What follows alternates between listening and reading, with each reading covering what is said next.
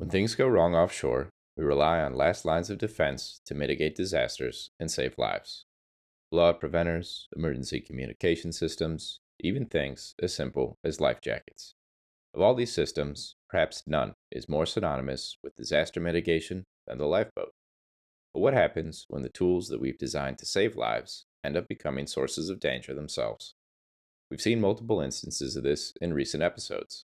Specifically, OG viewers of the channel will recall the lifeboat mishaps that occurred during both the Ocean Express and Ocean Ranger disasters. Clearly, the topic deserves a closer look. So today, we'll be diving deep into the details of an incident that occurred on Shell's historic Auger TLP just a few short years ago in the Gulf of Mexico. It was a unique event that, due to the circumstances under which it happened, shocked many and forced the industry to reconsider their approach to the maintenance and operation of many critical safety systems. So without further ado, this is Giant Drop, the story of Auger Lifeboat number 6, right here on Oilfield History.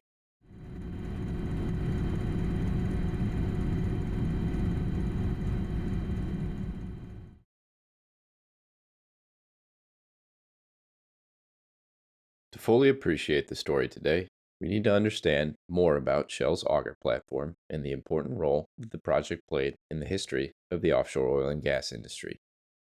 Auger was first discovered in 1987 in 2,860 feet of water in Garden Banks, Block 426. The finding came at a time when the mad frenzy of construction activity on the U.S. outer continental shelf that had characterized the previous decades was finally beginning to wane slightly. The low-hanging fruit of shallow water jackets had been getting picked over for years now, and there simply wasn't as much of it left anymore. For the first time, the major players in the game were starting to peek up from their ongoing work activities and wonder what was next. Their gaze crept past the edge of the shelf and into the ultra-deep waters that lay beyond it. It wasn't long before the Shells, BPs, Exxons, and Chevrons of the world were beginning to nibble at these areas and hit potential pay dirt. In fact, the deepwater exploratory wells that were being drilled in the Gulf of Mexico in the late 1980s and early 1990s were uncovering previously hidden oil fields so tantalizingly massive that they demanded further attention. At the time when Auger was discovered, over 30 other deepwater discoveries had also been made, totaling an estimated 3 to 4 billion barrels of potential reserves. The United States government was predicting that number could grow to as large as 9 to 15 billion barrels. As one can imagine, the potential profit and job creation prospects were staggering. The challenge was, who would develop those fields and how would they do it? Although the early infrastructure and technology challenges presented by shallow waters had largely been tamed by this point in history, deep water was a different animal.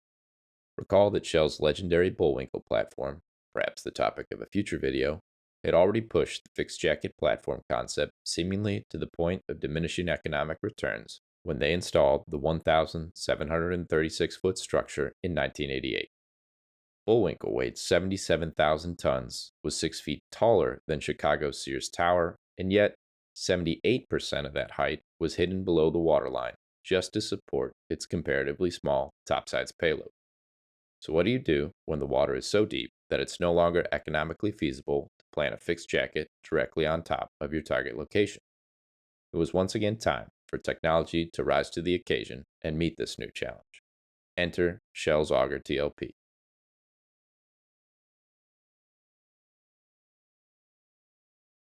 We're already familiar with the concept of the tension leg platform, or TLP, from past episodes. For those interested in a more detailed technical explanation, check out the 2-minute and 19-second mark in episode number 5 on Chevron's Typhoon Sea Star TLP. In short summary, TLPs are floating facilities anchored to the seafloor by long strings of steel pipes called tendons.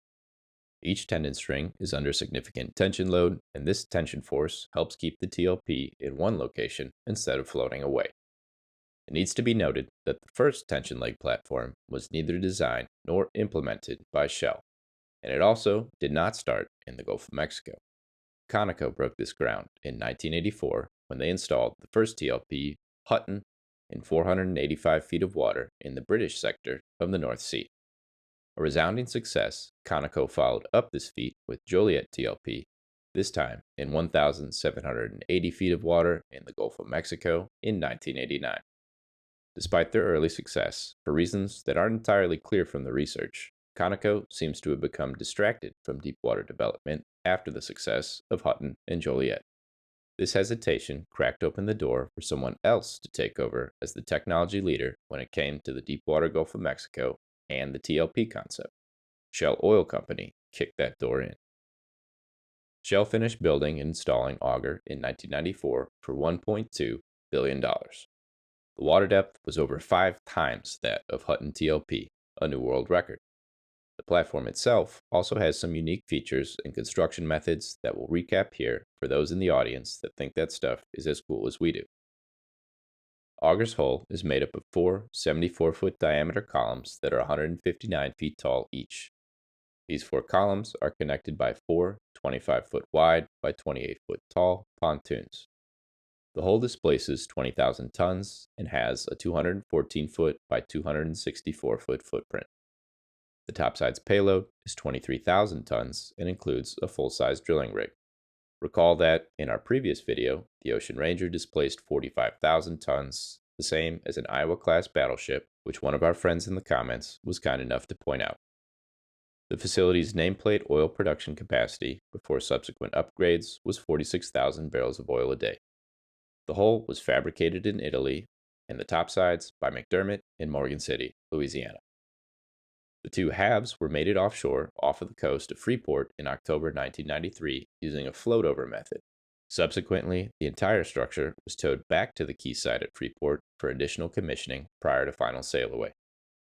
McDermott's notorious DB50, which we've seen before on the channel, installed the fully integrated facility in 1994 in Garden Banks. The platform mooring system is made up of 12 total 26-inch diameter, 1.3-inch wall thickness steel tendons, 3 per corner. Instead of the individual piles that we saw on Chevron's Typhoon Seastar TLP, Auger's tendons are secured to the seafloor by mechanically latching them in to a foundation template, which is itself anchored into the seafloor by 3 48-inch diameter, 400-foot long steel foundation piles. Both the tendons and the template foundation piles were fabricated by Auger Gulf Marine in Ingleside, Texas. The tendon mooring system is supported by an 8-point lateral chain mooring system as well, which is comprised of the typical chain-wire combination that we've seen before, but also partially submerged buoys and linear winches instead of chain jacks to help pay them in and out. The lateral mooring system is used to move the TLP over the desired well slot for drilling, in addition to resisting wind and wave forces. By the time the 2010s were approaching, Auger was potentially nearing the end of her life. Despite multiple upgrades over the years and subsea tiebacks from additional deepwater fields, overall production was beginning to decline, and it looked like the aging facility might eventually be retired so that Shell could redirect capital investment to other projects with better future prospects. However, improvements in seismic technology enabled Shell geologists to discover Cardamom Field in 2010, less than 2 miles east of Auger. Final investment decision greenlit the Cardamom project in 2011, and by 2014, Shell was successfully tying in 5 new wells to Auger, an expected 50,000 barrels a day of new production, and absolutely a new lease on life. Cardamom gave Shell a reason to extend the design life of the Auger facility and is a good example of a concept that's becoming very relevant all across oil and gas at the moment.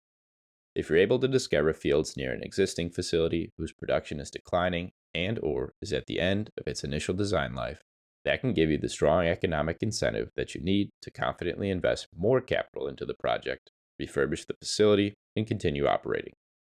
At the time of this recording in 2024, Auger is still operating in the Gulf of Mexico nearly 3 decades after she was first installed.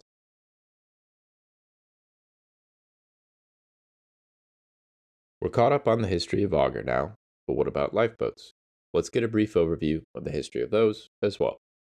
The original idea for the lifeboat allegedly dates back to the 18th century when a ship ran aground off the coast of England and the entire crew died within sight of shore. Since then, countless iterations of the lifeboat have been tried, ranging from rescue boats launched from shore to eventually ones launched from vessels themselves.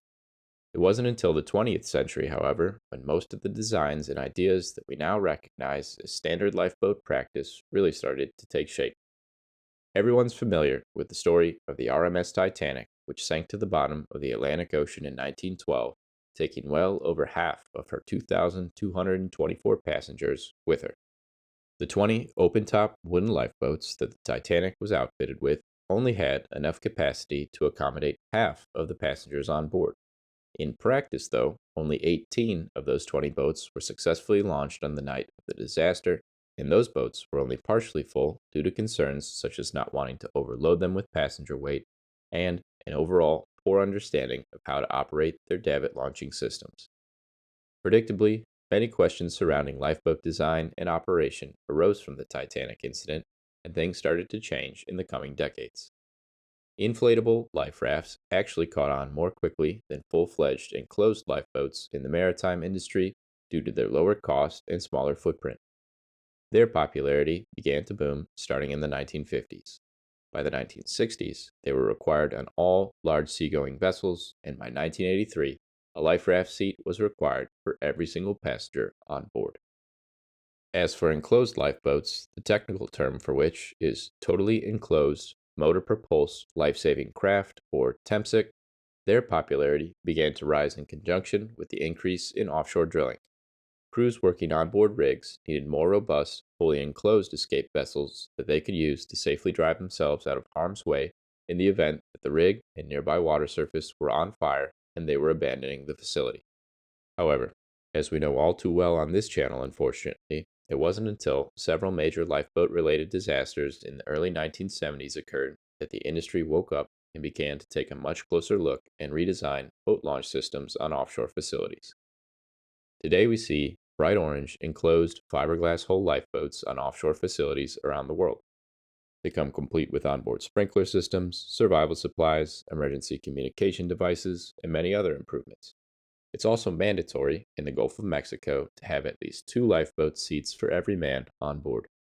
Like any critical system, having these lifeboats comes with regular maintenance and upkeep, which leads us finally into today's story.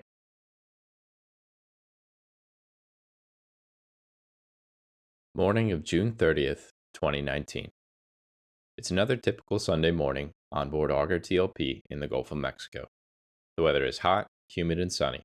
However, there's a breeze blowing, and the weekend pace is a little slower than it is during the work week when engineers and managers are busy firing off emails back on shore.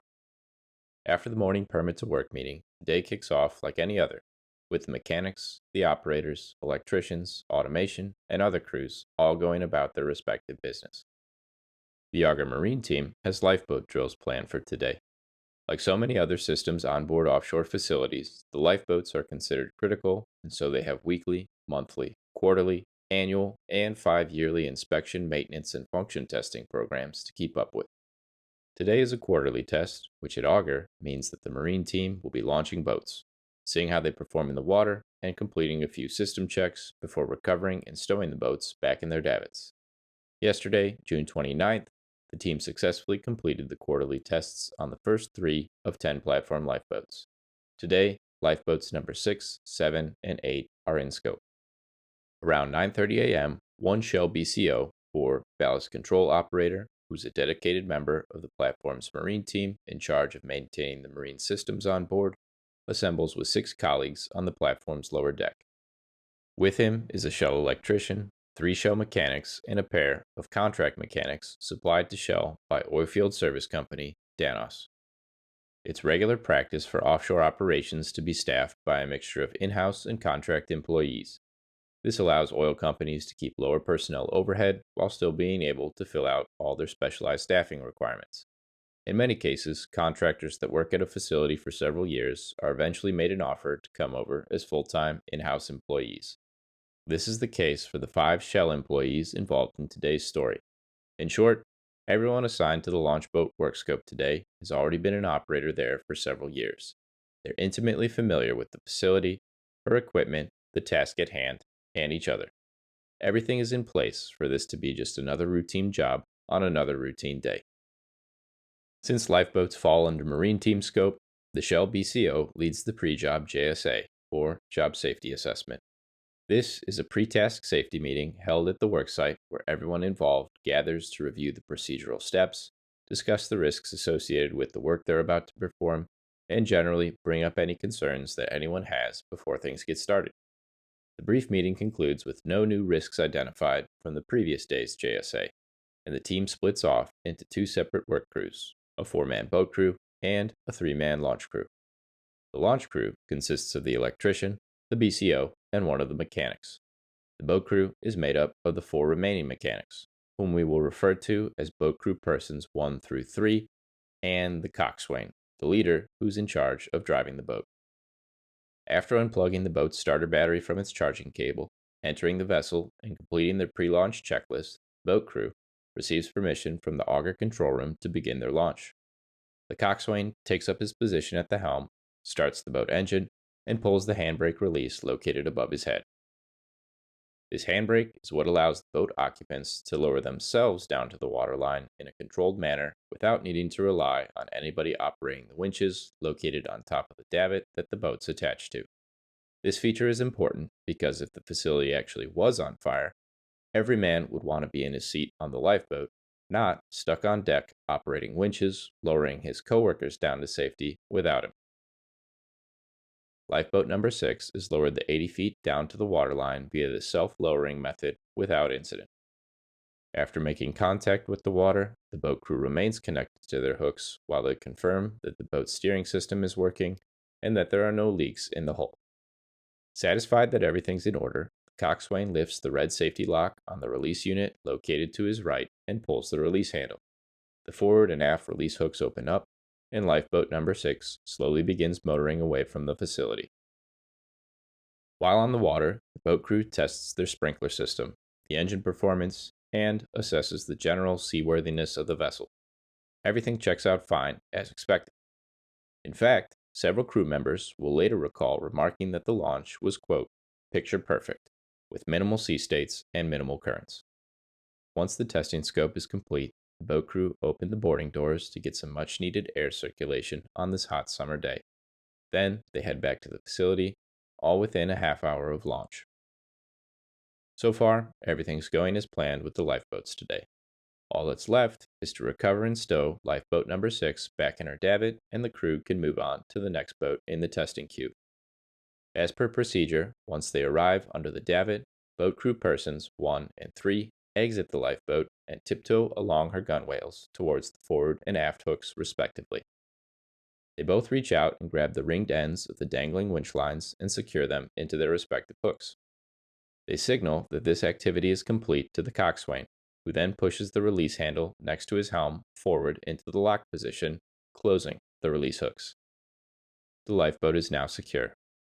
However, the coxswain then repeats this full unlock and relock cycle once more for the benefit of boat crew person number 2, who is standing next to him inside the boat, attempting to better learn the lifeboat launch and recovery process today.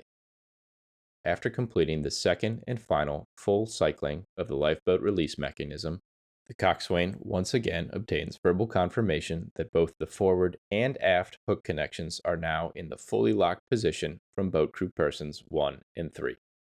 From his position at the helm, the coxswain can also look directly at the forehook himself just a few feet away. He also concludes that the fore release mechanism is indeed in the fully locked position because he can see the flat face of the locking shaft pointed back towards him. Satisfied that both his release mechanisms are now fully secured, the coxswain signals for the launch crew to begin recovering the lifeboat to deck. Unbeknownst to the coxswain and his other 3 team members inside the lifeboat, though, in the past few minutes they have already unwittingly taken an action that has seriously jeopardized their safety. To fully understand what that action is and why it's so serious, we need to wind the clock back exactly 24 days to June 6th, 2019.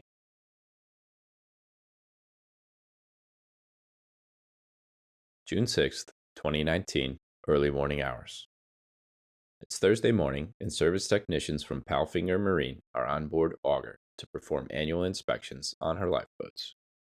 Auger currently maintains 10 lifeboats on the facility.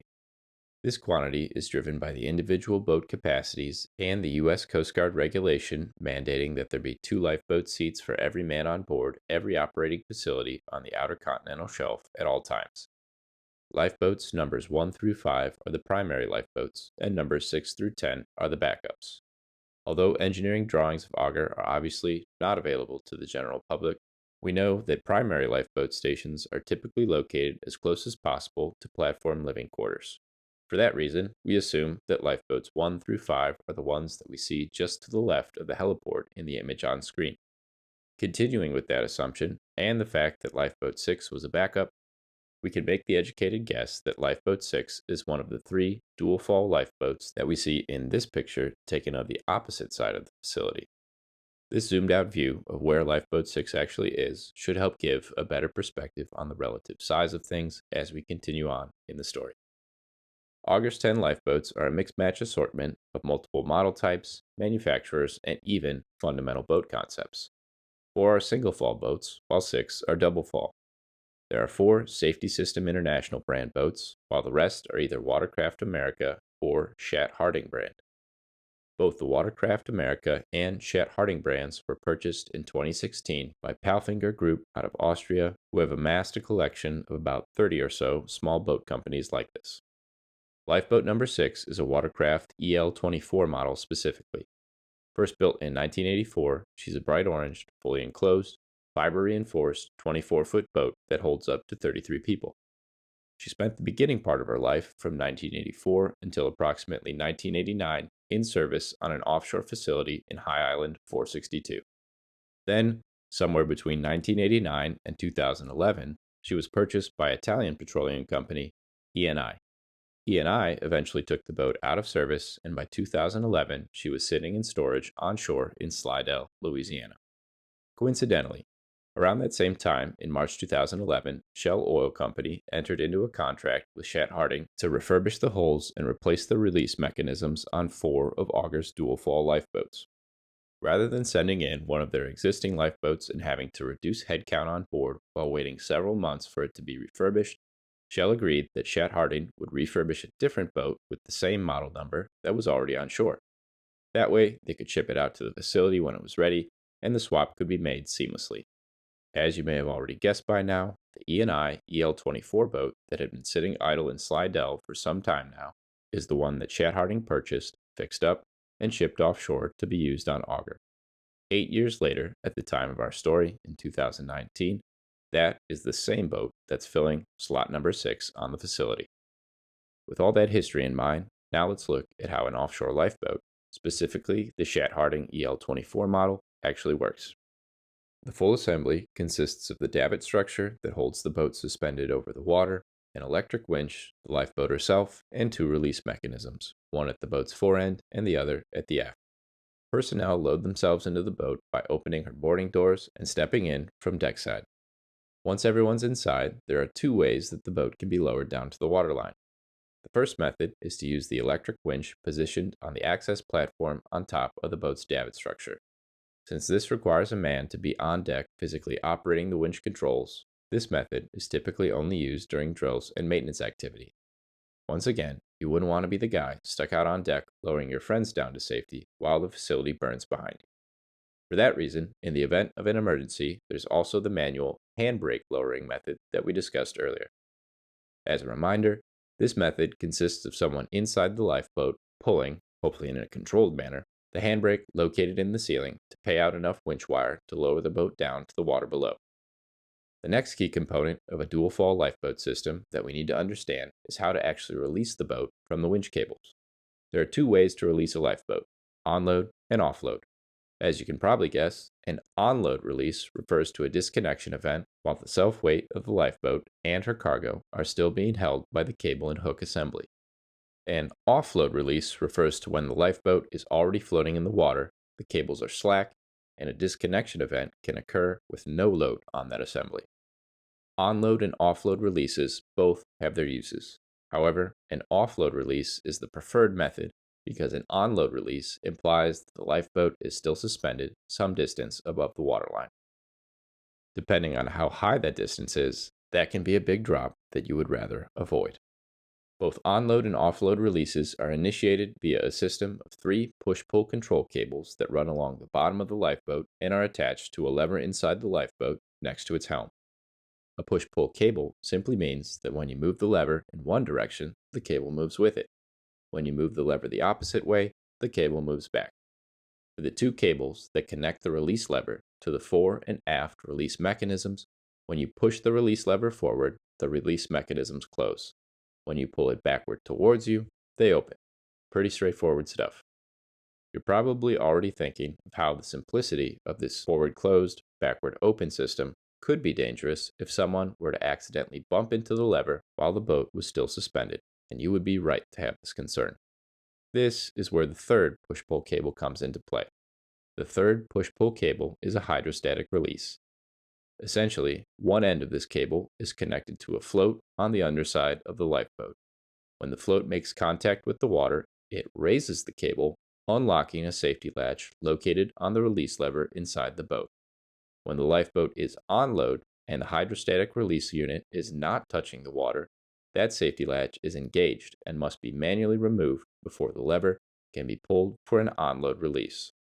Once the boat is sitting in the water, though, that safety latch is naturally removed by the hydrostatic release, and the operator can pull the lever for an offload release whenever they choose. Recall that, in our story today, the offload hydrostatic release method is what was used to disengage lifeboat number 6 from the winch assembly once she was lowered down to the waterline to begin performing her quarterly drills. As you can see, the push-pull cable system is integral to the proper function of a dual-fall lifeboat, and was therefore a major part of the inspection performed by Palfinger Marine Techs when they came out to Auger in June 2019 to inspect the lifeboats. While Shell handles the so-called shorter-term lifeboat inspection and maintenance scopes, they also rely on the original equipment manufacturer, Palfinger Marine, to cover the less frequent but more extensive 1-year and 5-year lifeboat inspections. When these inspections come due, Palfinger Marine service technicians travel to Auger with a work order and checklists to complete them. All this week, the Palfinger techs have been on board again for annuals, and on June 6th, they look at lifeboat number 6 in particular. A few deficient items are noted. The breathing air bottles are too small and no longer meet the recently increased standard, so those need to be swapped out. The porthole windows are showing their age, so those need to be replaced too. And finally, the aft control cable is exhibiting some clear signs of concerning damage. Its green outer sheathing is ruptured, and you can see the protective steel threading inside it beginning to be eaten away by active corrosion. However, while all three of these inspection findings are noted by the Palfinger service techs, they are not immediately acted upon, as can be seen in the photograph of the actual inspection checklist used by the Palfinger service techs that's being displayed on screen now. Although these three deficiencies are noted, the action by who column is left blank for each of them. Furthermore, later on in the inspection notes, the technicians write that, quote, all systems are found to be in working order at this time of service. Return boats back to service and make ready for use. End quote. The lifeboats are back in service for now, but are they all completely safe to be used? Does the aft control cable need to be swapped out? If so, how soon? Who's responsible for replacing it, Shell or Palfinger? The answers to these questions and more are soon to become the subject of heated debate and legal action. But for now, key takeaway is that each of these three observations, particularly the one for the aft control cable, have slipped through the cracks for now. The compromised aft control cable is still in use on lifeboat number 6, 24 days later, when the Shell operators launch the boat for their quarterly drill. So far, it's managed to hold up during the initial lowering of the boat to the waterline, and even during the first part of the reconnection process to the ends of the winch falls. However, when the coxswain cycles the release lever for a second time to demonstrate the process to boat crew person number 2, the protective sheathing of the aft control cable now finally breaks completely, causing the aft release hook to only return to a partially closed position instead of a fully closed position as expected. Depending on just how partial the hook position is, the mechanism inside can still potentially support the entire weight of the lifeboat and her contents. However, the closer that hook gets to the open position, the more its holding capacity is reduced. At some point, any additional loading from swinging or bumping of the boat could potentially cause an overload scenario in which the mechanism fully opens and then suddenly releases. The visual difference between the closed and partially open position is subtle enough that it goes unnoticed by boat crew person number 3, who's standing on the gunwale at the aft end of the lifeboat performing a visual check to make sure that the hook is fully shut before the okay is given to begin raising the boat back up to deck after the drill. And so, with the on-water drill complete, the fore and aft hooks reattached, and the 4-man lifeboat crew still blissfully unaware of the precarious position they are now in, Auger Lifeboat number 6 is ready to be recovered to deck, and we end this flashback to return to the present day of our story.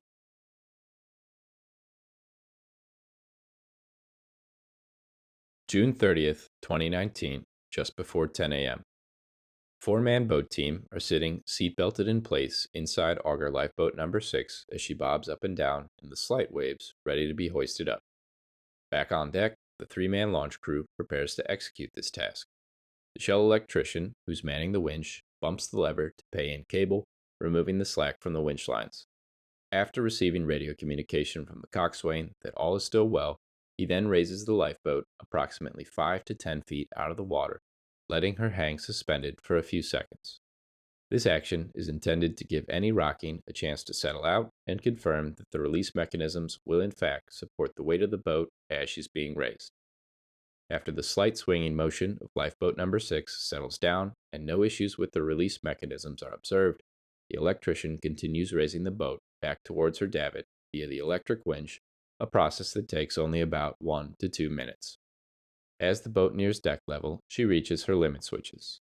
Limit switches are contact switches affixed to the 2 lifeboat cable falls that, when tripped, automatically shut off the electric winch motor. From that point onward, the boat must be manually hoisted the remaining few inches into her cradle by someone inserting a crank handle into the winch and physically cranking it the rest of the way up. Forcing this last part of the lifeboat hoisting process to be performed manually is common practice and prevents winch operators from inadvertently continuing to raise a lifeboat when it's already snug into its cradle, which, due to the mechanical advantage of the winch, could potentially overload the boat release mechanisms and cause them to let go or be damaged.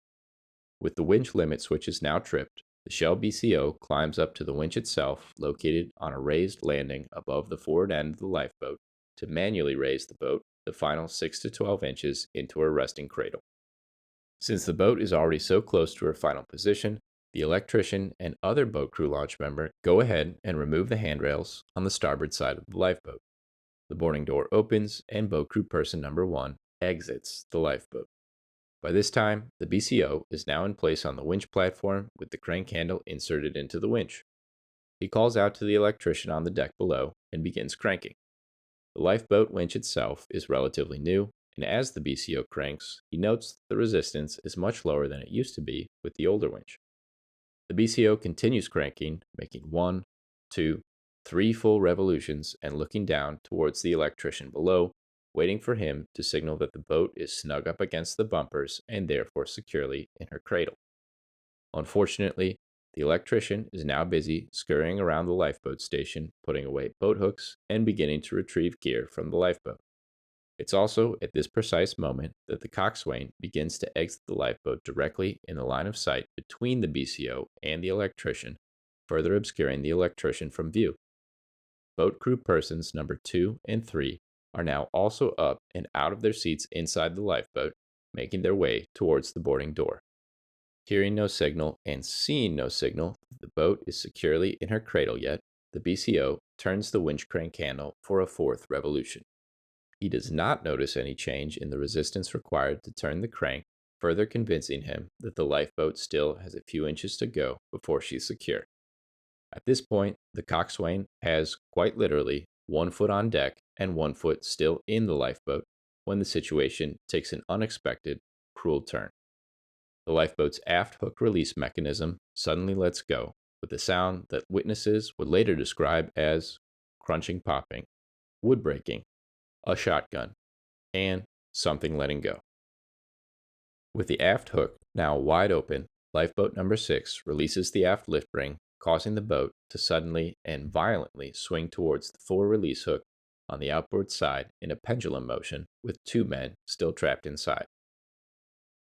Coxswain, who only had 1 foot on the deck at the time, immediately plummets the 80 feet down into the water directly below the davit.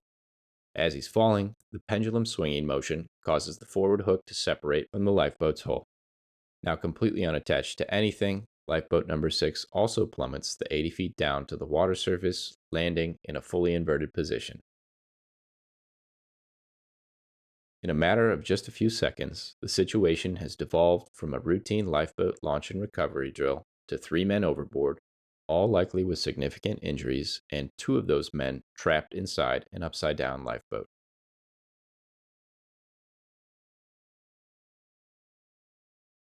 Initially paralyzed by the shock of what they've just witnessed happen to their friends, the 4 men on deck now scramble into action. Within 3 minutes of the drop, they've already launched lifeboat number 5 to attempt rescue. While this is happening, the coxswain, who had 1 foot on deck at the instant the aft release mechanism gave way, has survived his 80-foot fall. Upon resurfacing, he immediately takes stock of the situation.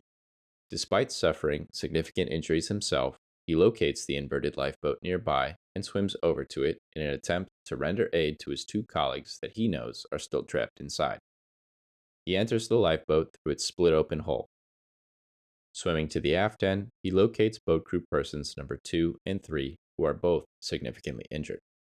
After several attempts and with great difficulty, the coxswain is finally able to pull boat crew person number 2 from the wreckage.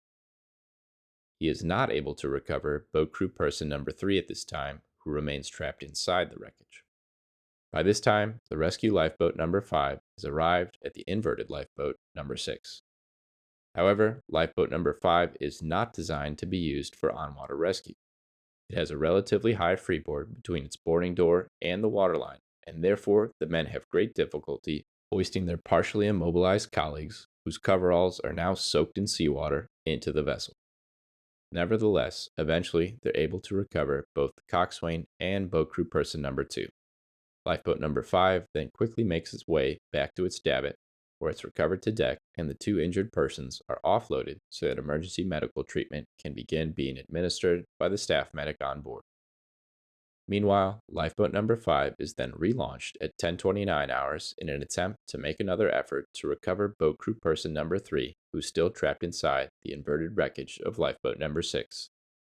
This time, by 10:39 hours, they're successful, and by 10:47 hours, lifeboat number 5 is safely back in its davit once more, unloading the final injured boat crew person number 3 so that he can begin receiving emergency medical care as well. All 3 injured crew members are soon medevaced back to shore, where they can receive higher forms of care. Tragically, boat crew person number 2 and number 3 do not survive the ordeal. The coroner eventually rules that the 2 deceased men drowned, likely as a result of the blunt force trauma injuries that they sustained during their initial fall while still trapped inside lifeboat number 6 without seatbelts on.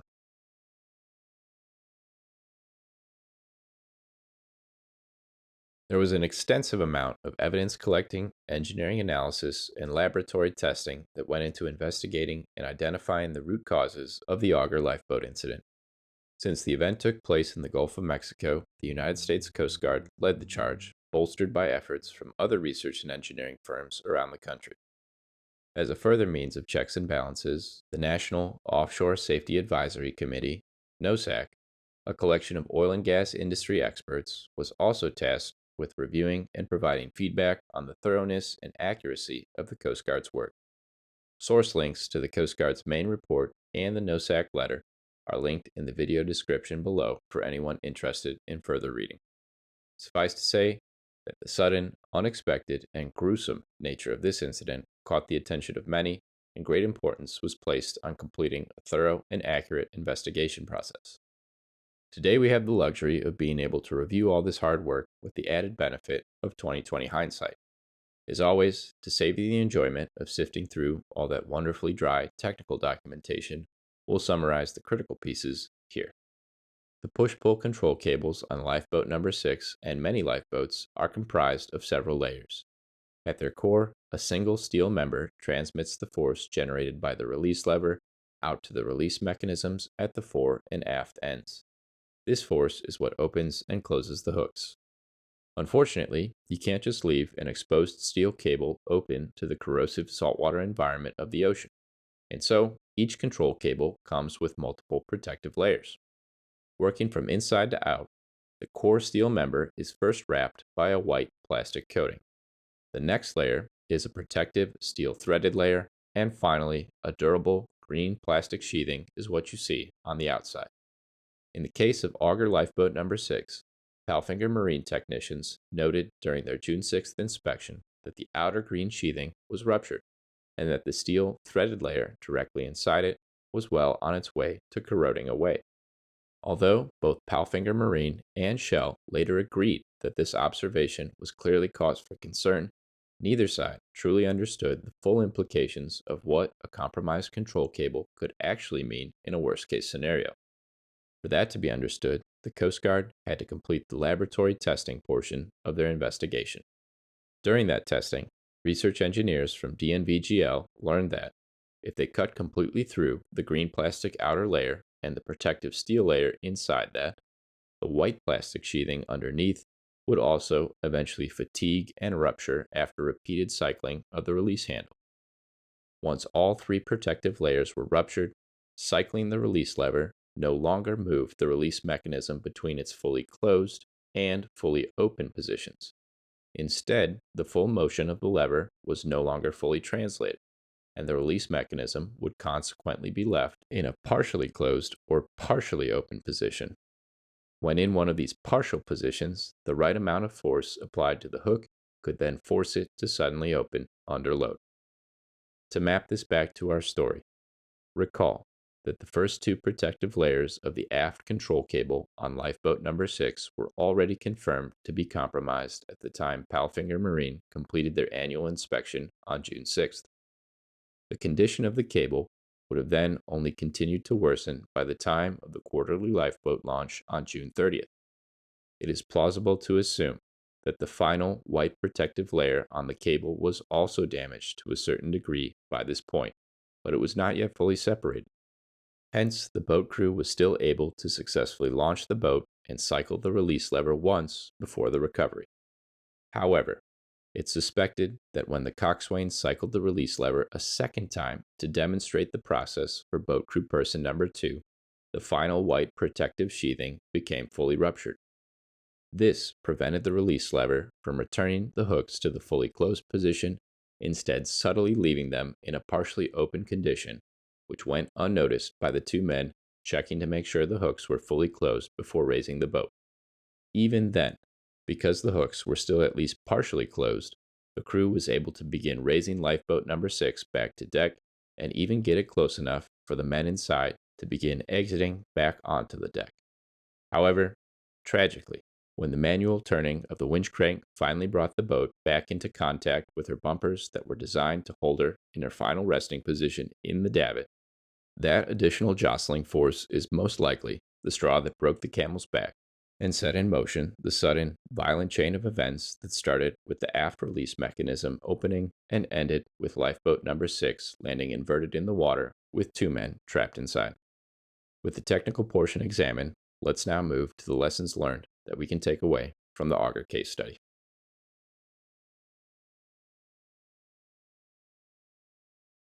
The story of Auger Lifeboat number 6 is clearly a case of the breakdown in the inspection and maintenance of a critical safety system. However, Shell and Palfinger Marine were doing a lot of things right when it came to lifeboat inspection at the time the incident occurred.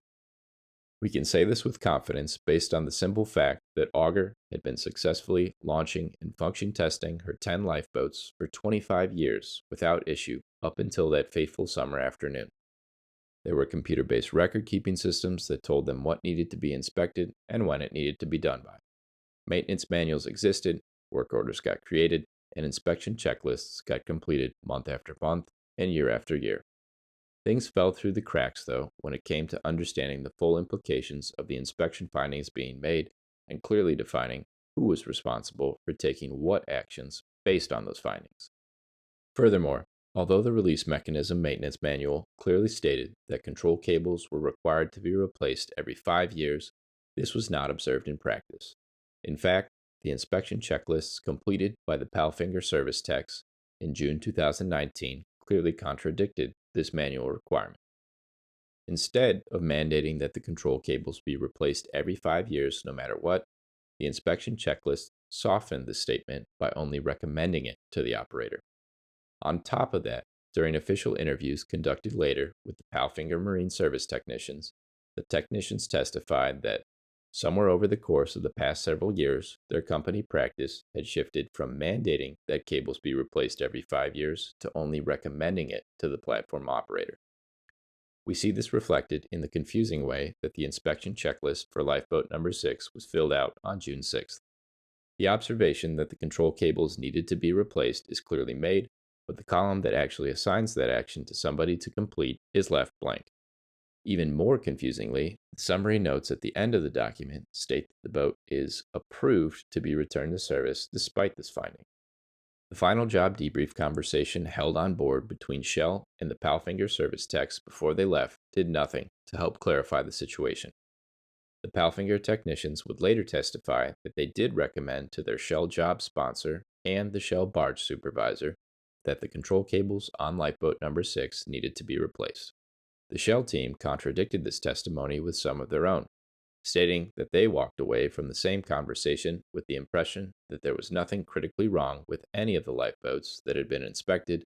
Otherwise, they would have raised the issue to the OIM immediately and taken any and all affected lifeboats out of service that same day.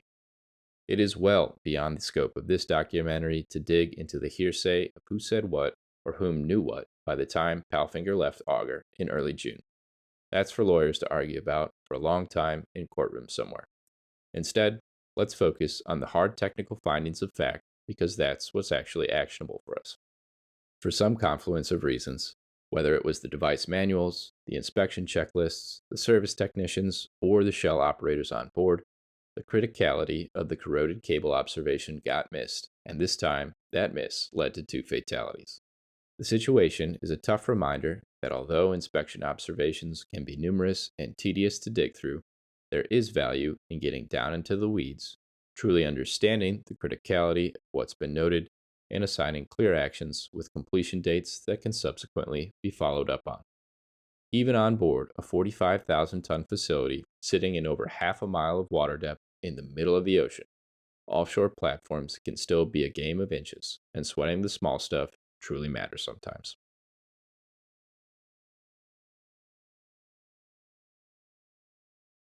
Almost all of the documentaries that we've covered so far on this channel have involved major storm events that caused mayhem. However, the Auger Lifeboat incident happened on an unassuming, calm summer day in the Gulf of Mexico. The facility had been operating for decades, and the lifeboats had been inspected, quite literally, hundreds of times. And yet, despite the warning signs and clues that we've discussed in this video, alarm was not raised until it was too late. The holes in the Swiss cheese model lined up, and an incident occurred.